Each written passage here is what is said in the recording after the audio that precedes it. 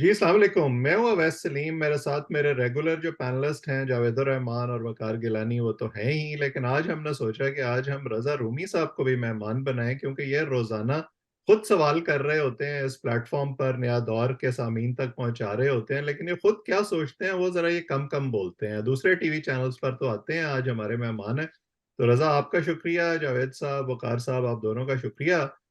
तो मेरा ख्याल है कि रजा, मैं शुरू करना चाहूंगा कि ये जो इस वक्त एक पॉलिटिकल सिचुएशन बनी हुई है पाकिस्तान के अंदर, जिसके बारे में बार बार ये कहा जाता है कि ये अनप्रेसिडेंटेड है, इस तरह की चीजें हमने पहले नहीं देखी। चाहे वो पीटीआई का जो एक बयानिया बना पिछले 16 महीने में वो हो, उसको जिस इंटेंसिटी तक वो ले गए वो हो, फिर 9 मई के बाद जो हमने सूरत हाल देखी वो हो, या उसके नतीजे में जो क्रैकडाउन हुआ वो हो।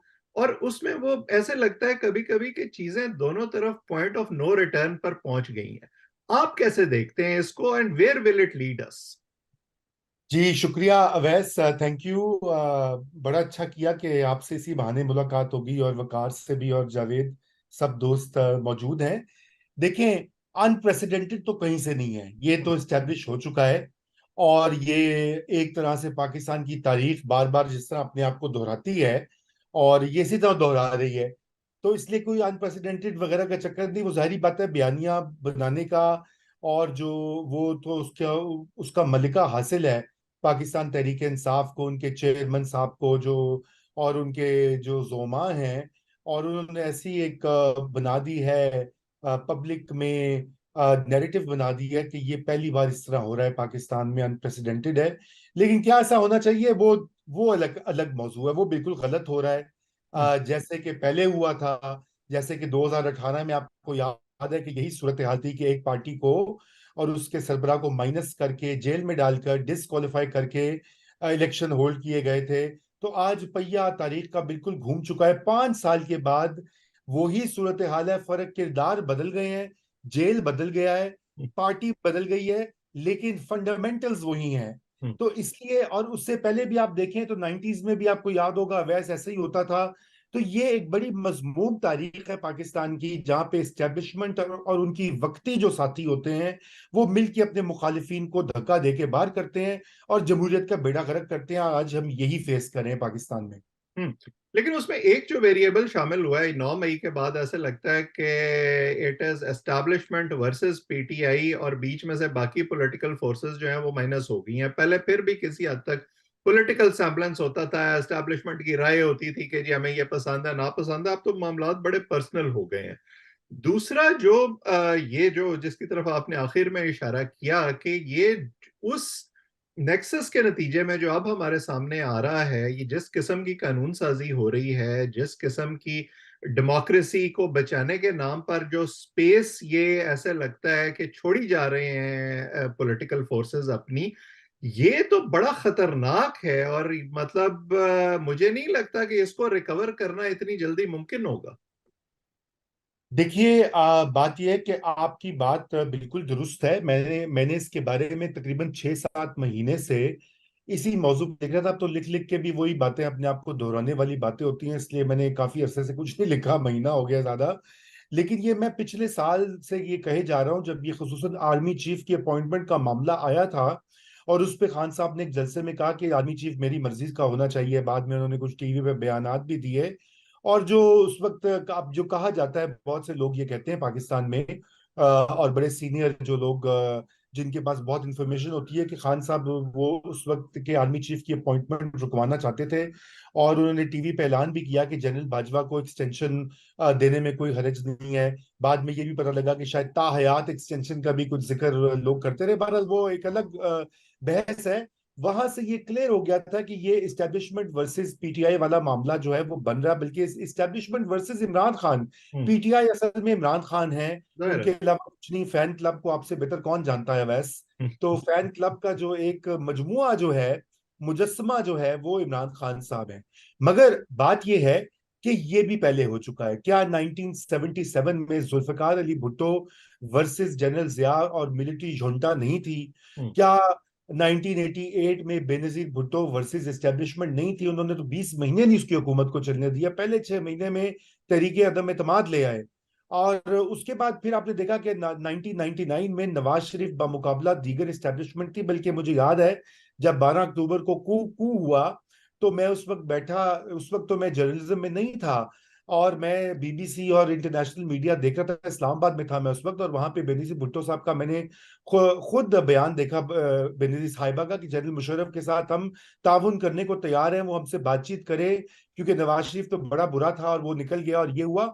और वो कई साल लगे, 7 साल लगे चार्टर ऑफ डेमोक्रेसी होने में।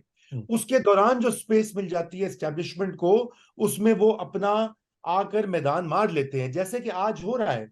ये जो सिलसिला, ये जो बिल्स पास हुए हैं, ये जो पीडीएम की हुकूमत ने सरेंडर किया मिलिट्री एस्टेब्लिशमेंट के सामने, ये सिलसिला भी स्टार्ट ये पिछले साल ही हो गया था। और ये पिछले साल ही हुआ, और 9 मई में देखिए ना, एक परफेक्ट मौका मिल गया। अब वो इमरान खान साहब ने खुद अपने पांव पे कुल्हाड़ा मारा, वो साजिश थी, वो उनके अपने बंदे गए, ये तो एक आजादाना तहकीकाती कमीशन ही बता सकेगा। और हम्म, ये ज्यादा देर मामला छुपे नहीं रहते।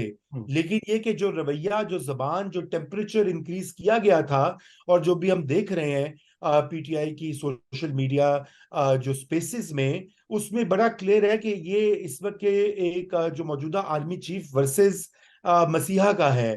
तो आर्मी चीफ के हाथ में डंडा है, मसीहा के हाथ में डंडा नहीं है। इसलिए जिसके हाथ में डंडा होता है, वो उसकी उसकी वक्ती जीत होती है, वक्ती, मैं ये कह रहा हूँ। हम्म, क्योंकि लॉन्ग टर्म में तो आपको पता है, वो भी अफसरान रिटायर हो जाते हैं, तबादले हो जाते हैं, एक्सटेंशन नहीं मिलती, हालात बदल जाते हैं। अब यही नवाज शरीफ है। अभी आपने देखा कि अब उनकी तैयारियां हो रही हैं उनके आने की, हम्म, और वो कह रहे हैं जी आके मैदान मार लेंगे, वो इलेक्शन कैंपेन लीड करेंगे। 18 में तो वो कहाँ थे? वो तो जुलाई में ही जेल चले गए थे। He could not even vote, let hmm, alone be there on the election day. Hmm. जी। बिल्कुल सही। मैं अपने सवाल होल्ड करता हूँ, मैं अपने दोस्तों की तरफ जाता हूँ, वकार साहब और फिर जावेद साहब, आप अगर अपने सवाल बारी जी बारी रखें। बहुत शुक्रिया वैसा, बहुत शुक्रिया सर। मैं इसमें बिल्कुल रजा साहब ने बजा फरमाया कि देखें, हर मौके पे हम ये स्पेस देते हैं मिलिट्री इस्टेब्लिशमेंट को, और वो स्पेस ये क्रिएट कर लेते हैं और फिर वो कैप्चर कर लेते हैं, बल्कि ओवर कैप्चर कर लेते हैं।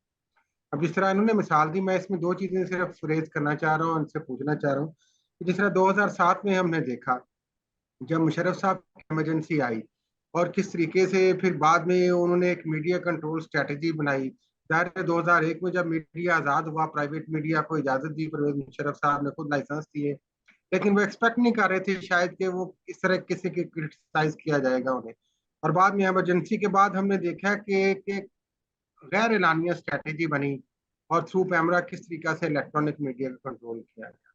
अब ये, अब आगे जाके, अब जिस तरह वो आप कह रहे थे इमरान खान के बारे में कि कोई ना कोई चंद चढ़ाएगा, तो वो चंद चढ़ा दिया उन्होंने 9 मई को। उसके बाद हमने देखा कि मीडिया पे वो जो कंट्रोल था वो और ज्यादा सख्त हो गया। उसके साथ सियासी जमातों पे सख्ती सी वो और ज्यादा बढ़ गई। तो मेरा ख्याल है कि ये अगर एक टर्म या दो टर्म के लिए तो चल जाएगा, लेकिन इसमें मेरा रज़ा साहब ये सवाल है जिसमें मैं बार बार बहुत सारे लोगों से ये पॉइंट रेज करता हूँ कि इमरान खान साहब देखें, अच्छे हैं बुरे हैं, वो एक सियासी हकीकत है, वो जमीनी एक हकीकत तो है।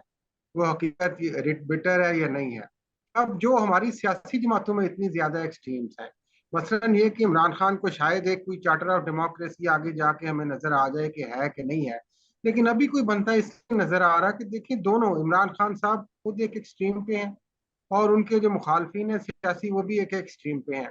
और ये एक्सट्रीम उन दोनों में नहीं, बल्कि सोसाइटी के दोनों हिस्सों में भी पाई जाती है। उनके चाहने वाले भी उसी तरह एक एक्सट्रीम पे हैं। तो इन दोनों एक्सट्रीम को हम कैसे करीब ला सकते हैं? देखिए, एक्सट्रीम को करीब लाना जो है, ये बड़ा अच्छा सवाल है, बड़ा मुश्किल सवाल है। इसमें तो पूरा दिन लग जाएगा, वैसे वकार। वैसे इसका अगर आपको जवाब मिल जाए ना, तो आपने मुझे बताना है, क्योंकि फिर हम ये 100 साल से जो साइकोलॉजिस्ट इस पे सिलेक्टिव परसेप्शन हाँ, रिसर्च करने की कोशिश मगर कर के रहे फिर हैं, हम उस स्पेस पजल क्रिएट को हल कैसे कर होगी? हाँ सकेंगे। जी। देखिए वकार, आप और मैं और किसी हद तक अवैस तकरीबन एक ही एज ग्रुप में है। जावेद शायद हमसे छोटे हैं उम्र में, लेकिन हमने ये 1990s में ये देखा था, क्या नवाज शरीफ और बेनजीर के दरमियान जिस तरह की एक सख्त किस्म की कॉन्फ्रंटेशन और गाली गलौज का माहौल, ये हम उससे गुजर चुके हैं। ये जो अभी फेज है, ये जरा थोड़ा सा हाइटेंड है। उसकी वजह ये कि पहले जलसे में बात होती थी, पार्लियामेंट के फ्लोर पे होती थी। शेख रशीद क्या क्या नहीं कहता था पार्लियामेंट में बेनजीर भुट्टो को, या जलसों में बिलावल को की वल्दियत के बारे में सवाल उठाता था, बेनजीर को गंदे नामों से पुकारता था। नंगी तस्वीरें और पोस्टर्स उस वक्त की जो डीप स्टेट है वो फेंकती थी लोगों के दरमियान, हम गुजर चुके हैं उससे। इन्होंने सीखा 10 साल में, 2006 में, 7 में इन्होंने चार्टर ऑफ डेमोक्रेसी साइन किया, क्योंकि इनको समझ आ गई कि इनको तो लड़ाने वाले खिलाने वाले कौन थे। इमरान खान साहब का मसला ये है कि कुछ तो उनकी अपनी जाती जो शख्सियत है और उनका जो व्यू है, जैसे कि हमारे यहाँ जो मिडिल क्लास के अंदर होता है ना, कि बाकी सारों को चोर समझना, जो कोई आगे निकल गया वो यकीनन करप्ट होगा या अनफेयर होगा या मेरिट के खिलाफ आया होगा। तो एक तो वो उसमें एलिमेंट है, वो उसकी नुमाइंदगी करते हैं, लेकिन दूसरा है कि वो एस्टेब्लिशमेंट के माउथ पीस रहे हैं। यार साफ बात करनी चाहिए। 2011 से देखो, जनरल हमीद गुल साहब का ये बूटा था लगाया हुआ गमले में, उसको पानी दी बाकी जर्नैलों ने। उसके बाद 2011 में तो खुल के जनरल पाशा साहब ने इनका जलसा मुनक्किद कराया और लोग इनके पास भेजे इलेक्टेबल्स। उससे पहले खान साहब इनफ्लेक्सिबल थे, कहते थे मैं ये चोरों को नहीं लूंगा, शेख रशीद को मैं अपना सेक्रेटरी क्या पता नहीं क्लर्क ना मुंशी ना रखूं, ये परवेज इलाही बहुत बड़ा डाकू है। यके बाद दीगरे जहांगीर तरीन से लेकर दुनिया का हर इलेक्टेबल, हर मौका प्रस्त पीटीआई में शामिल हुआ। और फिर 2014 में जनरल जहीरुल इस्लाम साहब ने खुद वो धरना, अब उसके शवाहिद आ चुके हैं, जावेद हाशमी की टेस्टिमनी देखें, जो उस वक्त पीटीआई के चेयरमैन थे। अब वो हमें सब कुछ रिकॉर्ड पे है। तो ये सारी, फिर उसके बाद जो फिफ्थ जनरेशन वॉरफेयर जो बनाई गई, जो दरअसल इंडिया को शिकस्त देनी थी, लेकिन मकसद उसका यह था कि अपने आईएसपीआर के पैसे लगाकर ट्रेन करके पूरी की पूरी टोलियां गाली गलौज वाली ब्रिगेड्स तैयार की। और फिर वो ये हुआ कि वो ब्रिगेड्स जो है वो मसीहा के करिश्मा में आ गई, और कुछ ही रह गए, बाकी जो 50 थे वो रह गया। वो भी बदल, अब आपने देखा होगा ना, वो बिल्कुल अब इमरान खान को बुरा भला कहते हैं। पहले उनकी डीपी में लगा होता था इमरान खान साहब की तस्वीर या पीटीआई का झंडा, अब आप पाक फौज जिंदाबाद या भाई का मार्को, आप वो इस तरह आप के ऐसे आपको करें नजर आते हैं, कि लेकिन वो सॉफ्ट 50 है और हार्ड कोर 50 है, अलग अलग हो गए। वो अलग अलग हो गया। ठीक है ना जी। जो तो इमरान खान साहब को हकीकी तौर पे, क्योंकि देखे ना, एक शख्सी शहर में इमरान खान में बहुत क्वालिटीज हैं। इमरान इमरान खान एक स्पोर्ट्समैन है, एक फिट आदमी है, वर्ल्ड कप जीता हुआ है, फिलंथ्रोपिस्ट है, कितनी गर्लफ्रेंड्स रही हैं, मजे की हैं, ऐशी की हैं, और अब इस्लामी टच भी हो गया है। हमारे पाकिस्तानी मर्द की जो नफ्सियात और खसलतें हैं वो बदज्जाए उत्तम उनमें मौजूद हैं। यानी कि अपनी जवानी में खूब मजा करो, और बाद में बुढ़ापे की जब आप तरफ आए तो तस्बीह पकड़ के, मुसल्ले पकड़ के अल्लाह ताला से गुनाह माफ करके जो है एक नेक खातून से, रूहानी मुर्शिद से शादी भी कर लो। अब इससे बड़ी क्या, मतलब सारी चीजें पूरी है ना। हर तरफ प्ले बॉय इमेज से लेकर रूहानी अजमत का सफर जो है वो अट्रैक्ट करता है। वो दर पाकिस्तानी मैस्कुलिनिटी जो है, चाहे वो पाकिस्तानी मर्द वैस सलीम की तरह खूबरू मर्द हो, या वो कोई नौजवान जो खूबरू मर्द बनने की उसमें सारी ख्वाहिशात हैं कि वो भी प्ले बॉय हो, वो भी क्रिकेट खेले, वो भी एक्सरसाइज करे, सड़क के गिर्द नमाज पढ़े और जलसे करे बड़े बड़े, और अमेरिका को पकड़ के तुन दे और फौज को भी तुन दे। तो ऐसी तो सारों में एस्पिरेशंस है ना, अग्रेशन।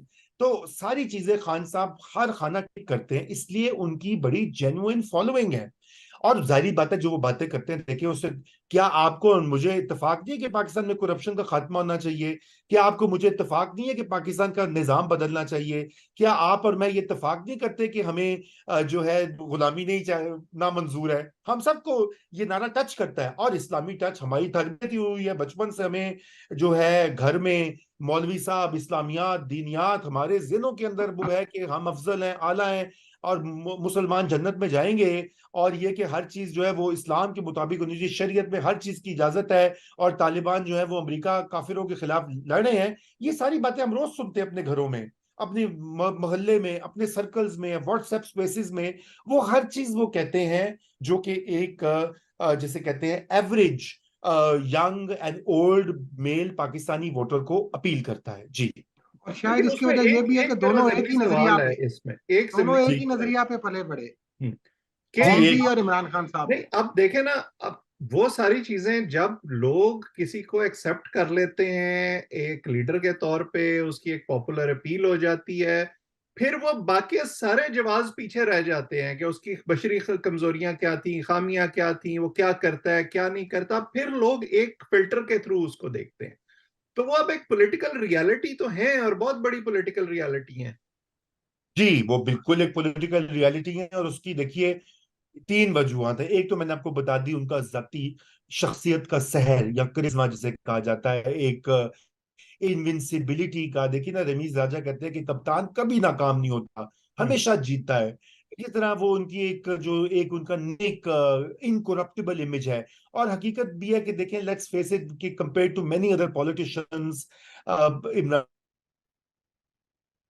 खान से घड़ियां वड़ियां बेच दी हैं, वो बड़ी चीजें जिनको फांसने के लिए उनको अंदर किया गया है। लेकिन उन्होंने वो तो नहीं किया ना, बड़े बड़े ठेके और बड़े बड़े इंफ्रास्ट्रक्चर की कमीशन, वो वाला काम नहीं किया।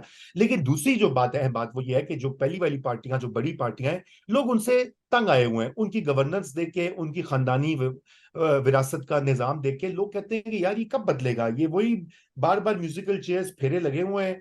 ये दूसरी बहुत बड़ी वजह है जो मैं समझता हूं कि इमरान खान साहब एक सियासी हकीकत बने। और तीसरी बात है power of communication and propaganda.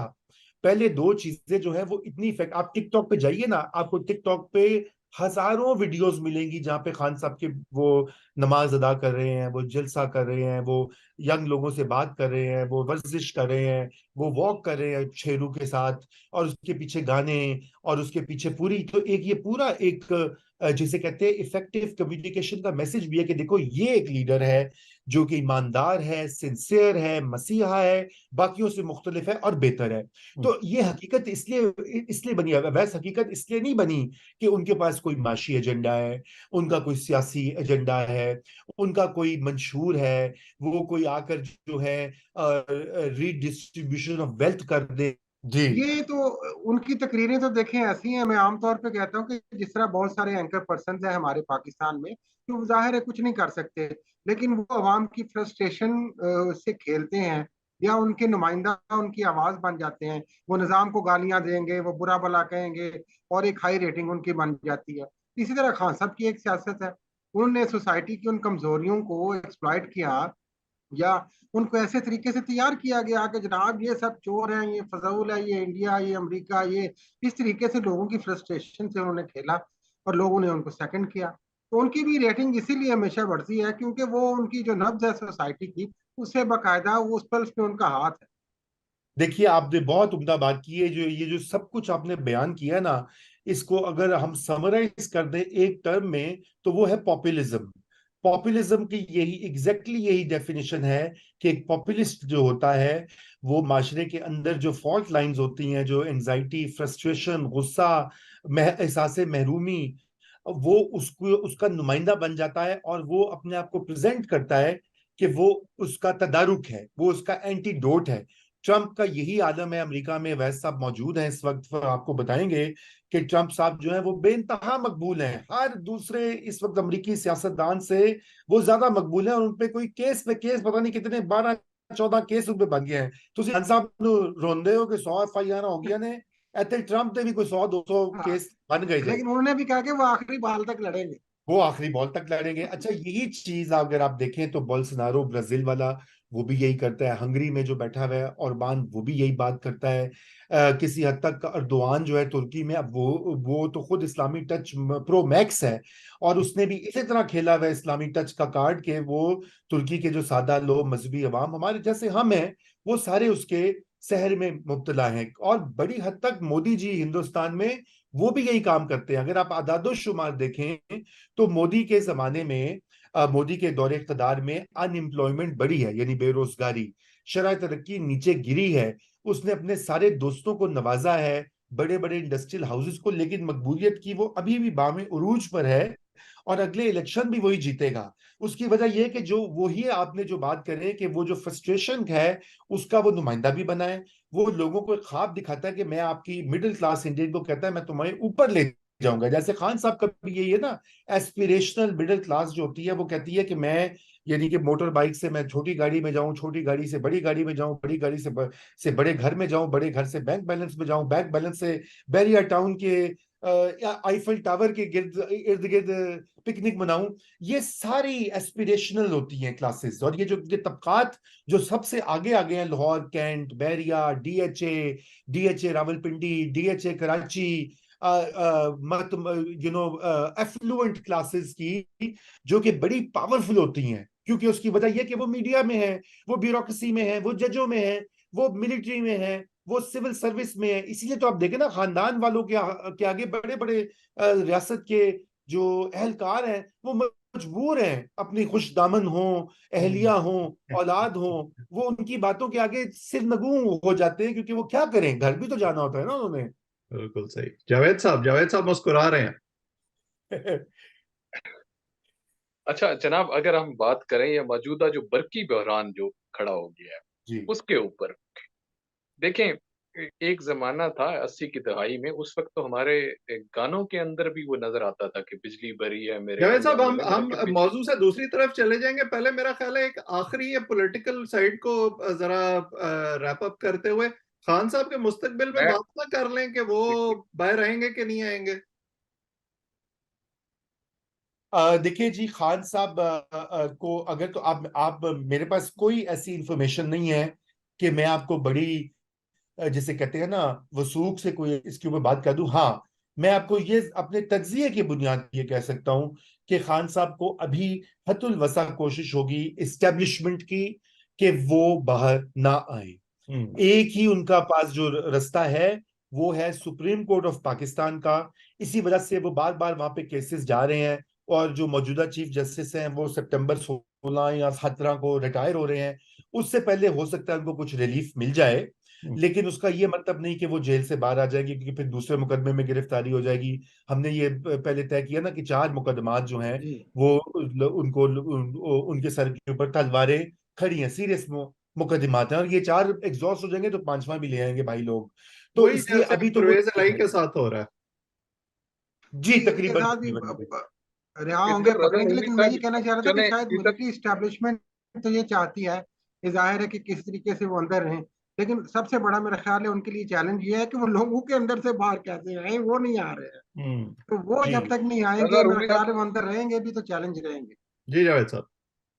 रजा रूमी साहब, यहाँ तो आपका तज्जिया चलो था, लेकिन नवाज शरीफ के साहब के वापस आने का या पाकिस्तान आने का, यहाँ तो आपके पास कोई खबर जरूर होनी चाहिए। वो क्या कहते हैं कि हर तमन्ना दिल से रुखसत हो गई, अब तो आजा, अब तो खिलवत हो गई। हाँ, ये ठीक है, क्या बात है, जबरदस्त।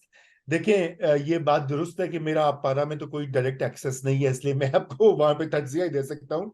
और यहाँ भी कोई, ये लंदन में भी कोई एक्सेस ही, लेकिन वहां पे हमारे काफी सहाफी भाई, आपको पता है ना, इधर उधर मंडलाते रहते हैं, तो उनसे बातचीत तकरीबन हर दूसरे दिन होती है, क्योंकि वो मिलते भी हैं मियाँ साहब को, पता ना, वो हर मोड़ पे मियाँ साहब बाहर निकलते हैं, उनकी स्टेटमेंट बनाते हैं, छोटी सी वीडियो फिर वो चलती है, जिसमें मियाँ साहब एक एक वन लाइनर छोड़ते हैं। तो वहां पे हुआ ये है कि शहबाज शरीफ साहब, अभी पहले मियाँ साहब तो डामाडोल थे, लेकिन शहबाज शरीफ अभी गए हैं और उन्होंने उनको कन्विंस किया है कि आपका आना बहुत जरूरी है। मियाँ साहब की डामाडोल होने की या उनकी जो जिसे कहते हैं ना शक या स्केप्टिसिज्म की 2 बुनियादी वजूहत है। नंबर एक तो ये है कि जो choice of care taker government और प्राइम मिनिस्टर जिस तरह से वो हुई है, वो बड़ा क्लियर है कि इस वक्त मामला टोटल जो है एस्टेब्लिशमेंट के हाथ में है।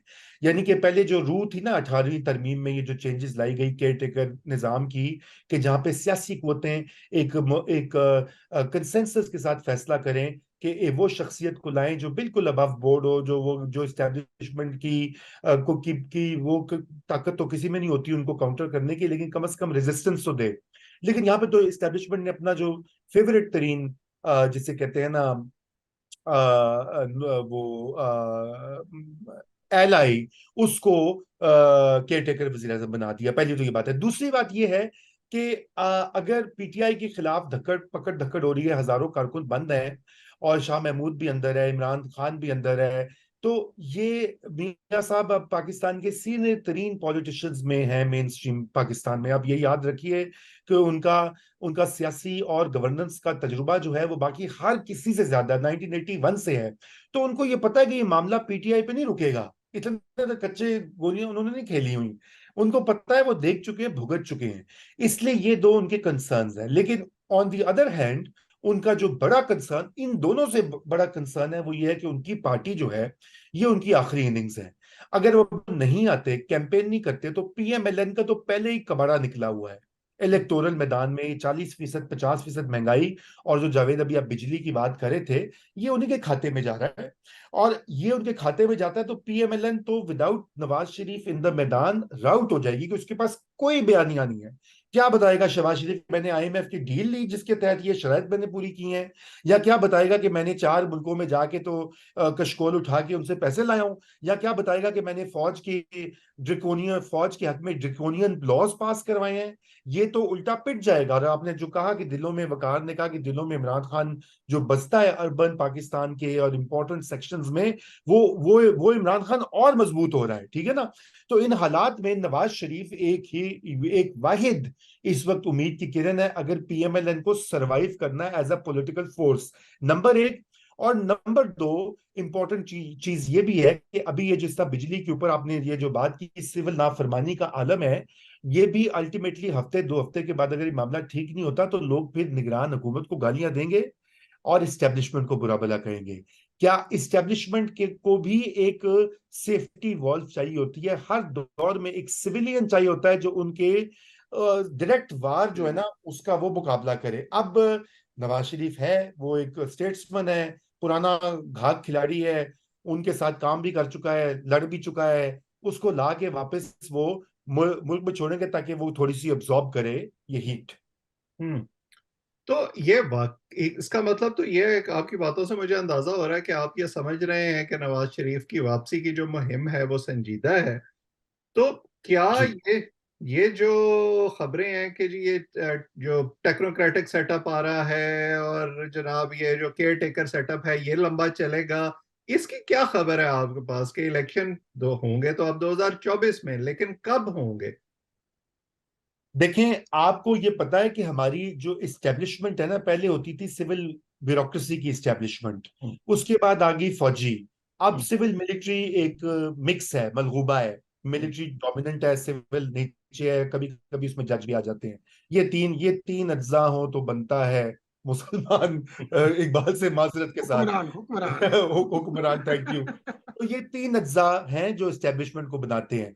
इनकी डिफॉल्ट पोजीशन 1947 से आज तक है, इलेक्शन बड़ी गंदी चीज होती है, इलेक्शन जो है उससे परहेज करना चाहिए। जैसे हकीम साहब कहते हैं ना कि गर्म चीजों से परहेज करें, ठंडी चीजों से परहेज करें, बर्फ से परहेज करें। तो ये हमारे जो हुक्मा हैं, हुक्मरानों के हुक्मा जो हैं, वो कहते हैं इससे परहेज करो। 47 से 70 तक इलेक्शन ही कराया, पहला इलेक्शन कराया, मुल्क टूट गया, उसको जो जो जीता उसको पावर नहीं ट्रांसफर की। उसके बाद पैर दर पैर रुकावटें आपके सामने। 88 में बेनजीर भुट्टो की क्या वेव थी, हम तो उसके आई विटनेसेस हैं, मैं स्कूल में था।